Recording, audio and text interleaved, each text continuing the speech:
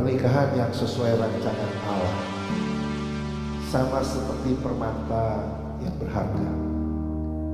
Pernikahan berkembang bersama waktu. Intan tidak terbentuk dalam waktu 10 tahun, perlu ribuan tahun. Hanya perlu beberapa menit menikah, tetapi membangun pernikahan memerlukan waktu seumur hidup. Itulah salah satu alasan mengapa Allah menetapkan pernikahan sebagai suatu hubungan yang permanen seumur hidup. Harus ada waktu yang cukup bagi dua orang dengan latar belakang dan kepribadian yang terpisah dan berbeda untuk menjadi lebur sebagai satu daging.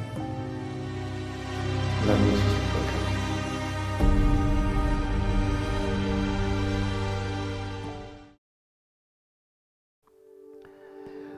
Shalom.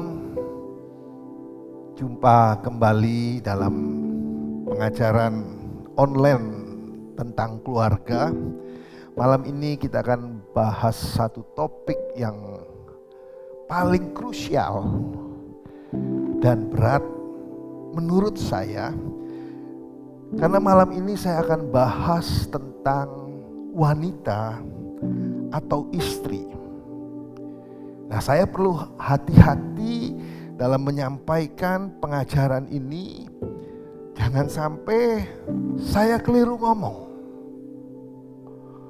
Bapak Ibu tahu maksudnya, kalau saya keliru ngomong, besok kalau masih ada sarapan, itu mujizat. Itu artinya mujizat masih terjadi. Ya, jadi hari ini, malam ini saya mesti ekstra hati-hati. Bukan saja pengajaran ini sangat penting, tetapi juga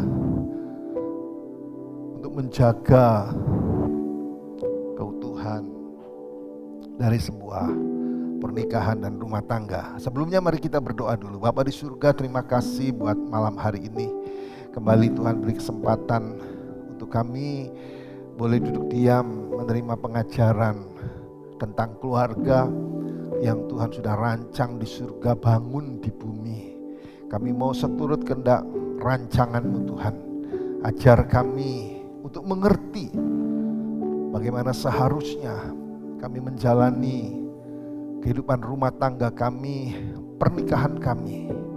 Kalau waktu-waktu yang lalu Tuhan sudah pimpin, Tuhan sudah sertai, kami boleh belajar banyak hal. Biarlah Tuhan bawa kami lebih dalam lagi.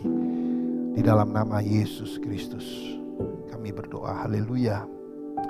Amin, amin, amin. Saudara, hari ini kita bahas tentang istri. Sebelumnya saya sedikit mengulang, kami selalu kita sudah belajar tentang peranan tugas dari seorang suami, dari seorang pria yang ada di dalam keluarga, yaitu suami sebagai imam dan suami sebagai bapak yang harus bertanggung jawab atas istri, anak dalam hal rohani dan jasmani.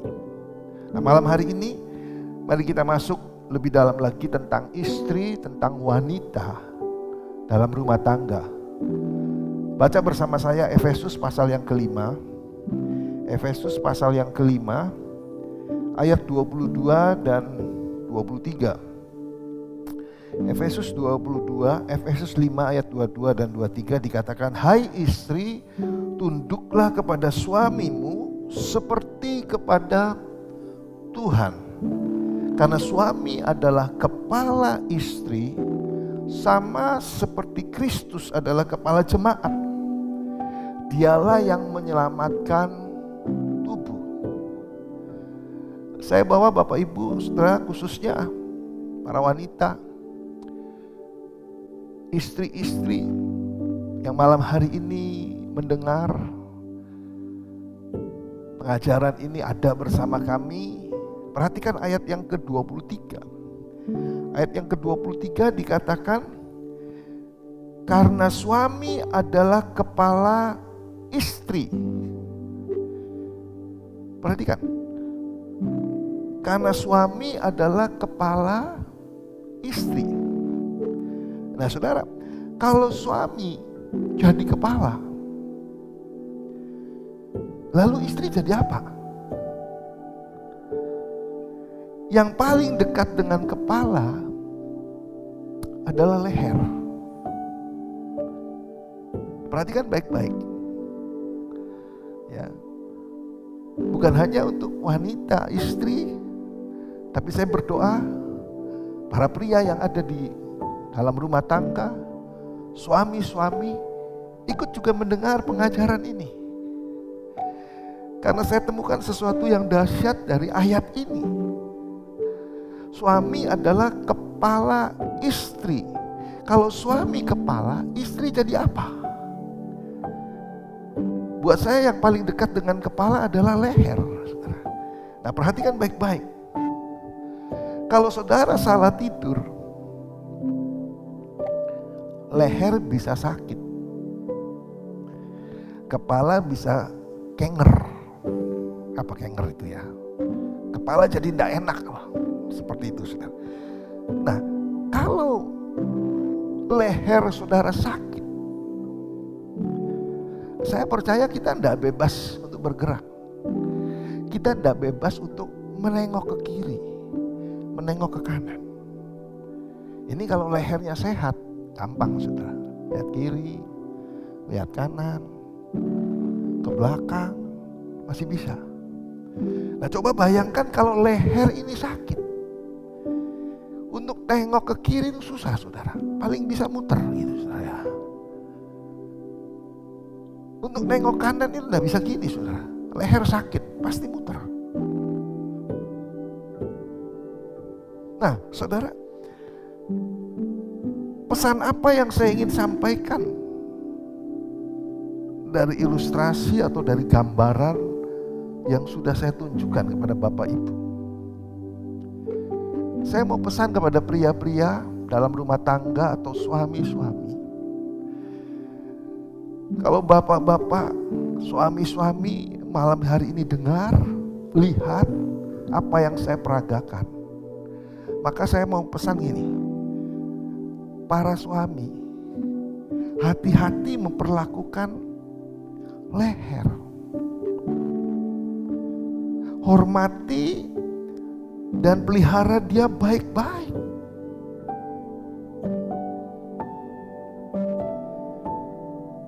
Salah memperlakukan leher. Orang Jakarta bilang, kelar hidupmu. Ya. Salah memperlakukan leher, sekali leher sakit dan ngambek, selesai sudah hidupmu. Orang bilang gini, you and me and selesai. Sebab itu dengar baik-baik pria, suami yang malam hari ini ada bersama kami, mendengar, menyaksikan pengajaran online. Saya cuma pesan, perlakukan leher dengan hati-hati.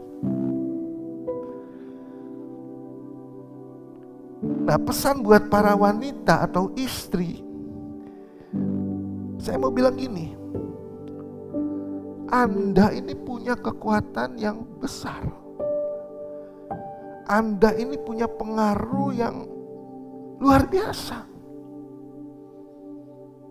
Kalau tadi wanita-wanita, istri-istri melihat, menyaksikan peragaan saya, bahwa leher itu begitu penting, begitu besar pengaruhnya.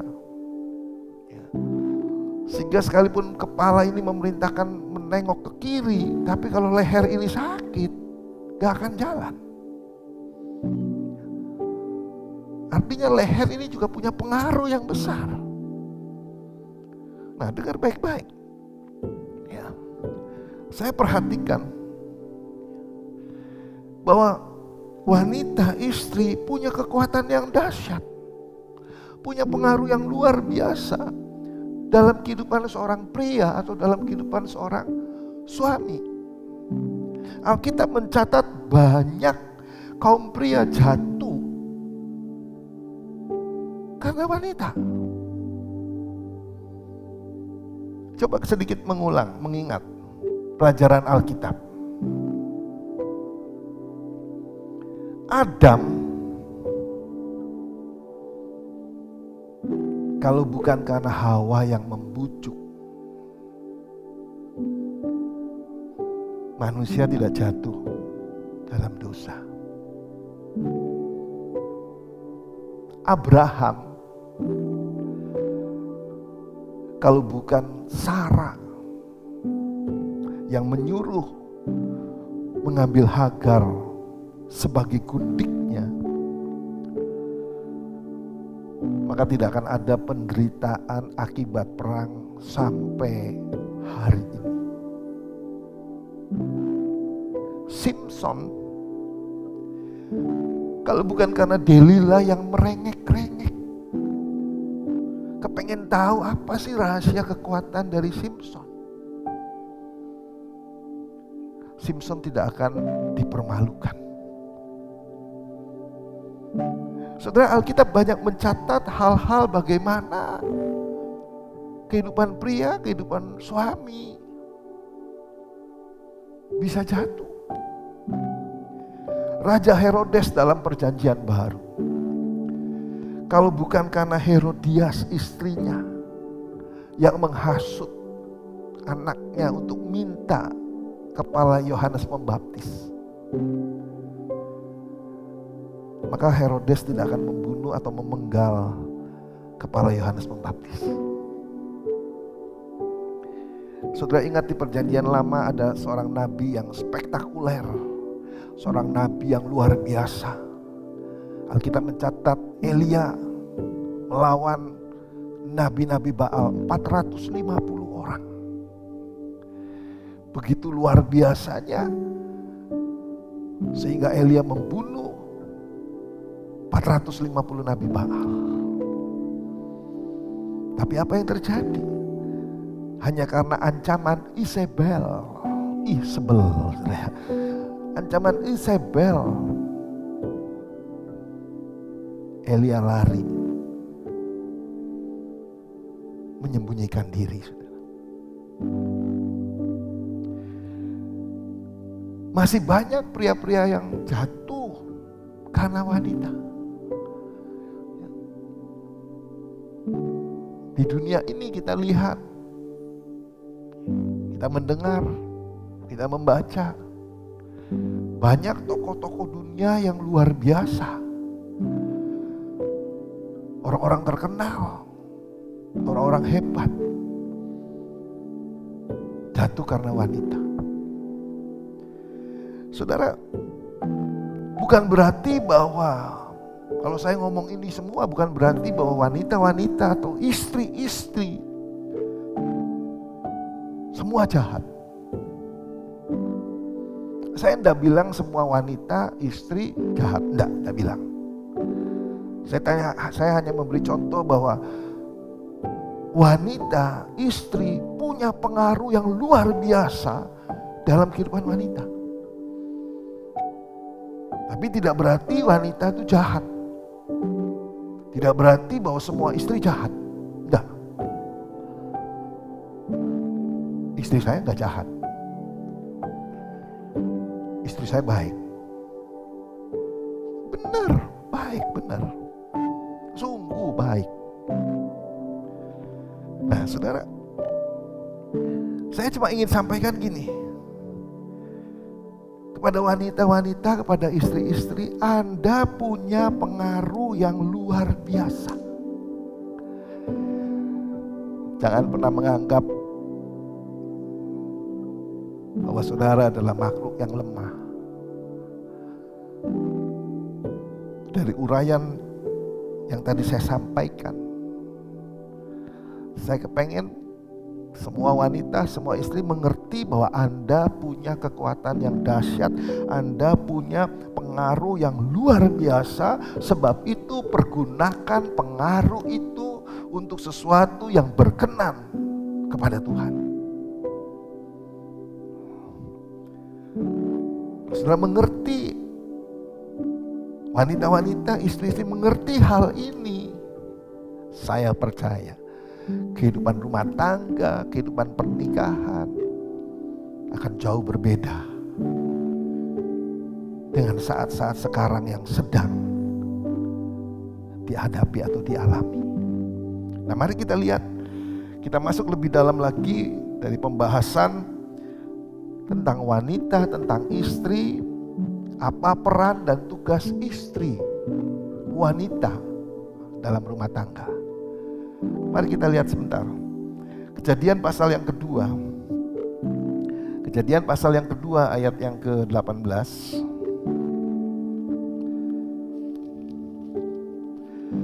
Kejadian 2 ayat 18, demikian firman Tuhan. Tuhan Allah berfirman, tidak baik kalau manusia itu seorang diri saja. Perhatikan, aku akan menjadikan penolong baginya yang sepadan dengan dia. Saudara, perhatikan kalimat, aku akan menjadikan penolong baginya. Yang pertama yang perlu disadari oleh setiap wanita dalam rumah tangga atau setiap istri,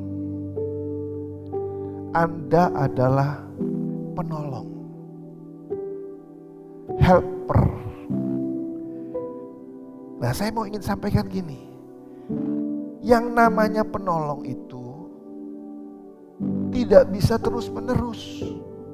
Yang namanya penolong itu tidak permanen. Hanya bila diperlukan, hanya bila dibutuhkan, maka hadirlah sosok penolong. Gitu ya. Penolong itu tidak untuk menggantikan selamanya.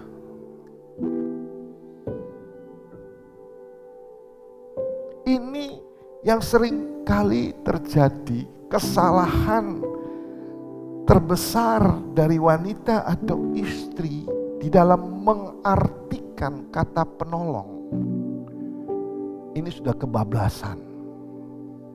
Ya, sudah kebablasan. Kenapa saya bilang gitu? Maksudnya adalah menolong suami.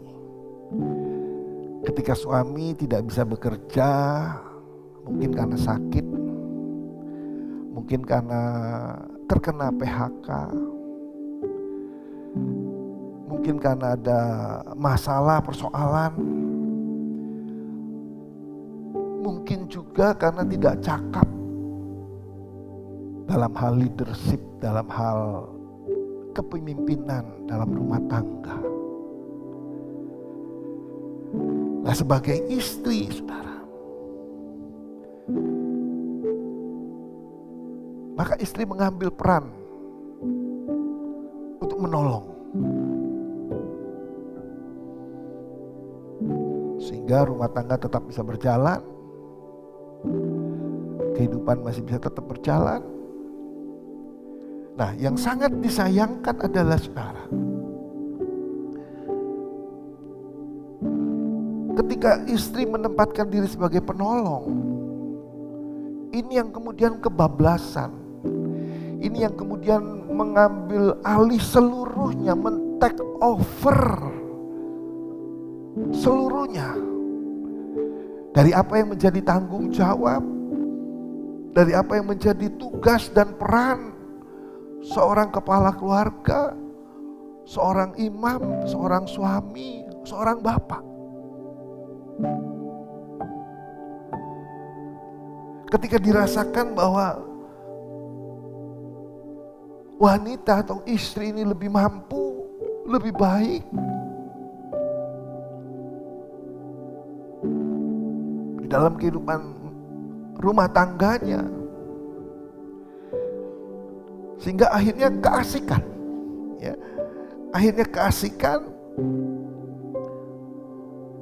mulai enjoy, mulai atur sana atur sini. Suami dilarang ini, dilarang itu, saudara. Suami gak boleh ini, gak boleh itu, saudara. Semua diatur, semua ditata. Memang, saudara, karena mungkin karena istri atau wanita ini lebih mumpuni dari suaminya, lebih cakap, lebih tanggap. Nah, yang sering terkali terjadi adalah keterusan, saudara ya. Keterusan. Mungkin pikir, kelamaan pak, kesuwen. Saya mau bilang gini, seolah-olah itu baik, seolah-olah itu benar, seolah-olah itu berjalan dengan kembali normal. Tapi saudara, saya mau beritahu, disinilah letak dari kesalahan.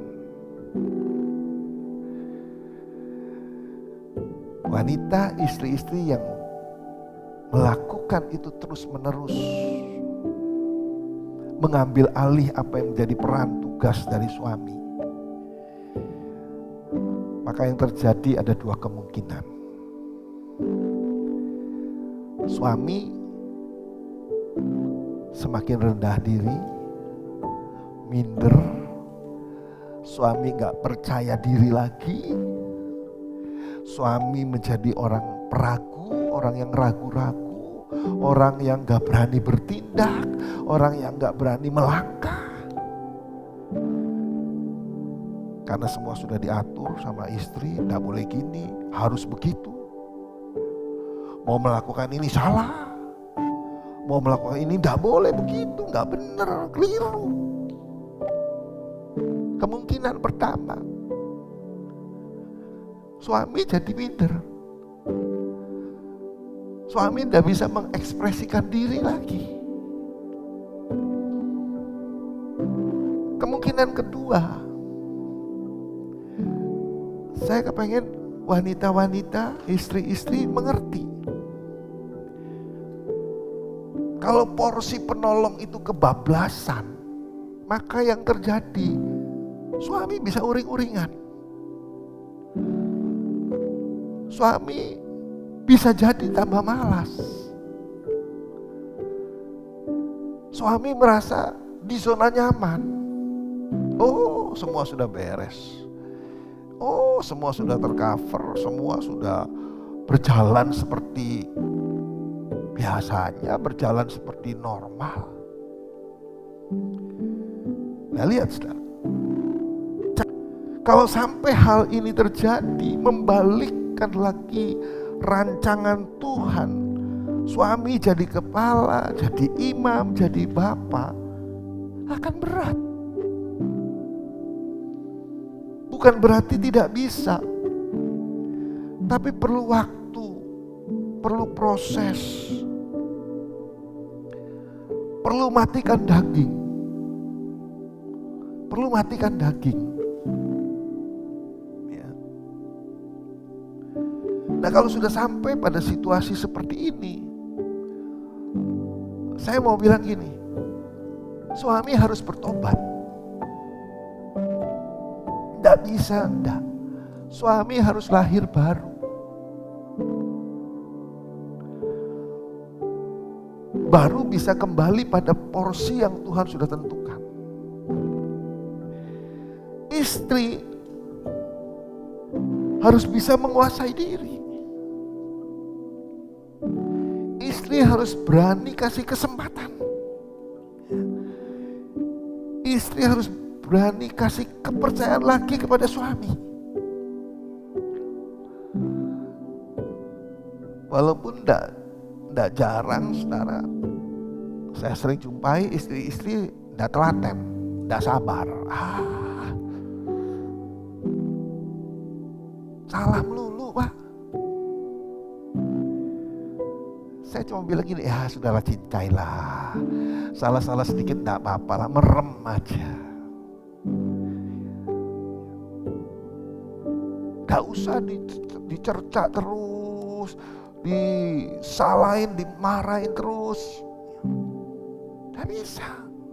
Ya biarkan, kasih kesempatan. Kasih kesempatan, kasih kepercayaan, kasih dorongan, kasih dukungan. Untuk kembali pada porsi yang Tuhan sudah tentukan. Untuk kembali pada tatanan yang Tuhan sudah bentuk. Bagaimana keluarga itu dibangun. Istri harus bisa kasih waktu, kasih kepercayaan, kasih dorongan, kasih semangat.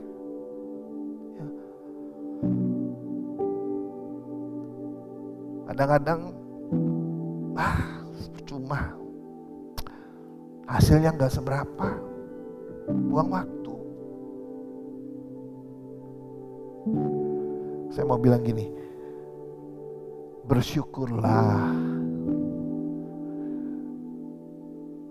daripada suami ibu jadi anak yang sulung nanti dalam keluarga ibu. Lebih bahaya. Sebab itu saudara, ini penting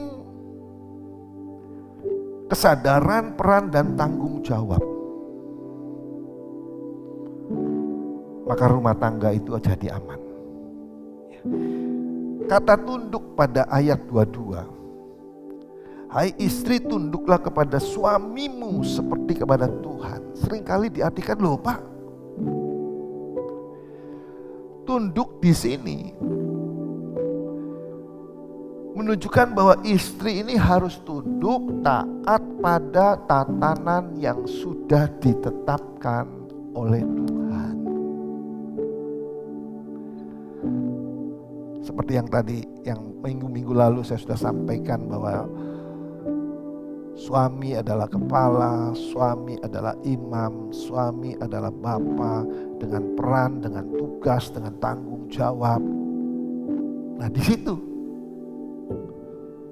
kata tunduk pada suami seperti kepada Tuhan, itu berarti apa yang sudah ditetapkan oleh Tuhan kita harus taati, kita harus lakukan.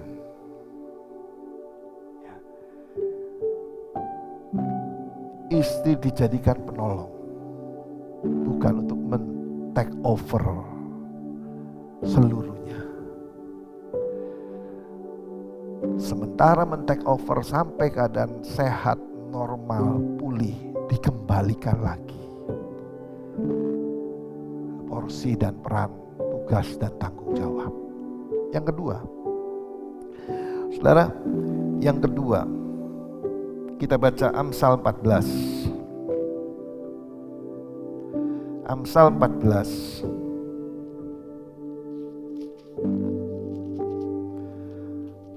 Amsal 14 ayat yang pertama. Firman Tuhan berkata, perempuan yang bijak mendirikan rumahnya, tetapi yang bodoh meruntuhkannya dengan tangannya sendiri. Perempuan yang bijak mendirikan rumahnya. Nah, kalimat mendirikan rumahnya itu bicara tentang membangun. Sehingga yang kedua, poin kedua, peran dan tugas dari wanita dalam rumah tangga atau istri adalah sebagai pembangun. Karena Amsal 14 ayat 1 dikatakan perempuan yang bijak mendirikan rumahnya. Kata mendirikan rumahnya punya pengertian membangun rumahnya. Nah, perhatikan baik-baik. Kata rumah dalam bahasa Inggris ada dua, yaitu house. Bicara tentang building, bicara tentang bangunan, bicara tentang gedung, bicara tentang fisik. Yang kedua adalah home. Bicara tentang suasana.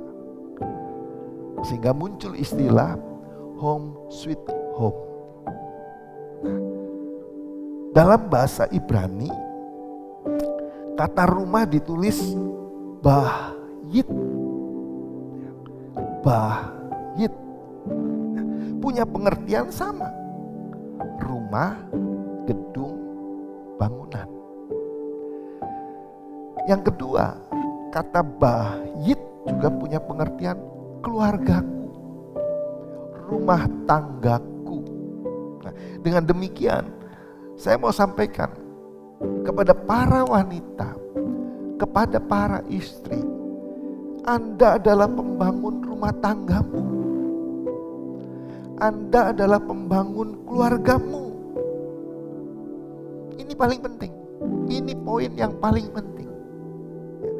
Berhasil tidaknya sebuah keluarga, sukses tidaknya sebuah keluarga, harmonis tidaknya sebuah keluarga tergantung sepenuhnya pada seorang istri, pada seorang wanita yang ada dalam rumah tangga. Ini catat baik-baik. Renungkan, simpan dalam hati dan pikiranmu. Suami kerjaannya, tugas pokoknya memberi makan, mencari nafkah. Tapi yang membangun rumah, yang membangun suasana, yang membangun keluarga, yang membangun rumah tangga, itu istri. Alkitab mencatat perempuan yang bijak mendirikan rumahnya. Amsal 31. Lihat sebentar Amsal 31. Kitab Amsal mengajar bagaimana seharusnya seorang wanita atau seorang istri. Amsal 31 ayat yang ke-10 sampai ayat yang ke-31. Cukup panjang pembacaan firman ini. Tapi Bapak Ibu, khususnya wanita, istri, bisa baca. Ya, simak baik-baik. Saya akan baca. Amsal 31 ayat 10. Istri yang cakap siapakah akan mendapatkannya? Ia lebih berharga daripada permata.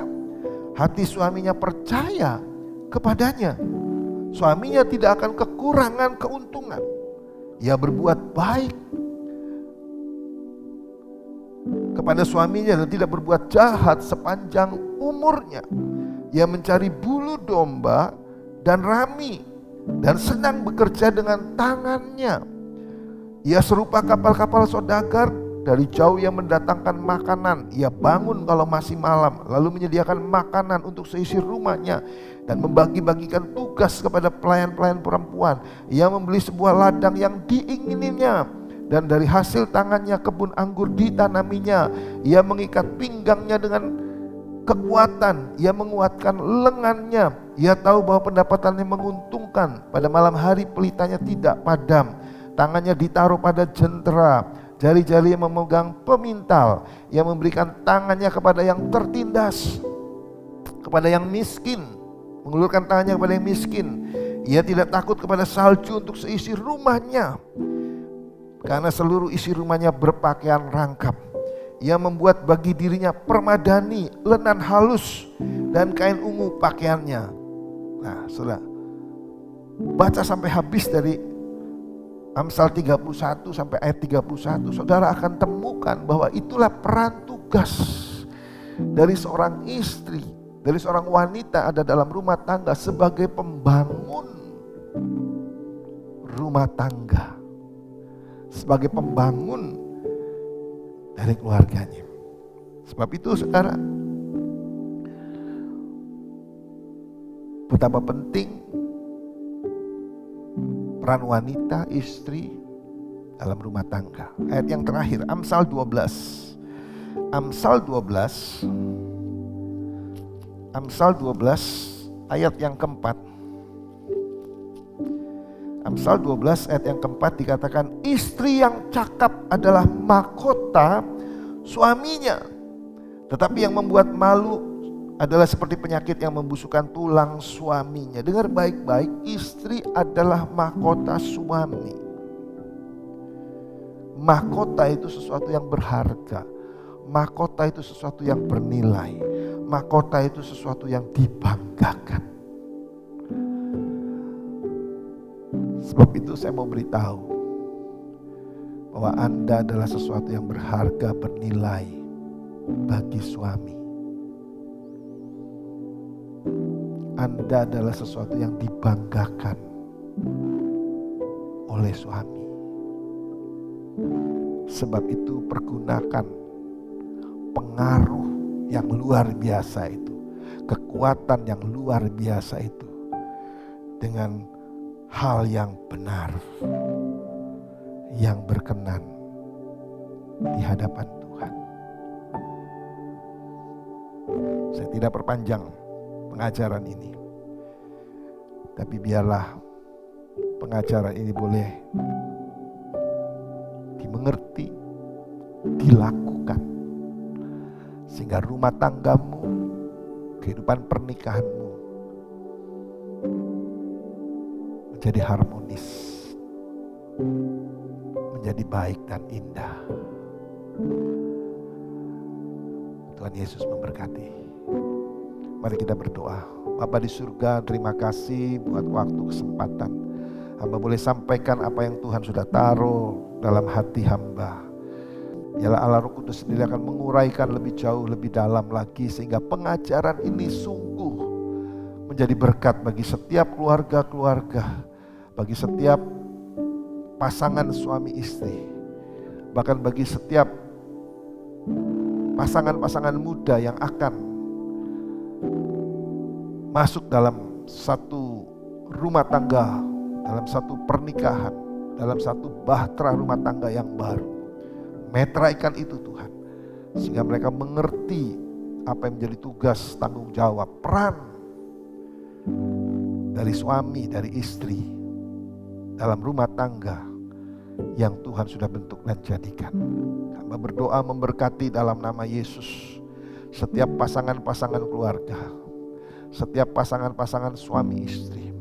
Hamba memberkati dalam nama Yesus, biar perkawinan Kana ada di tengah-tengah mereka.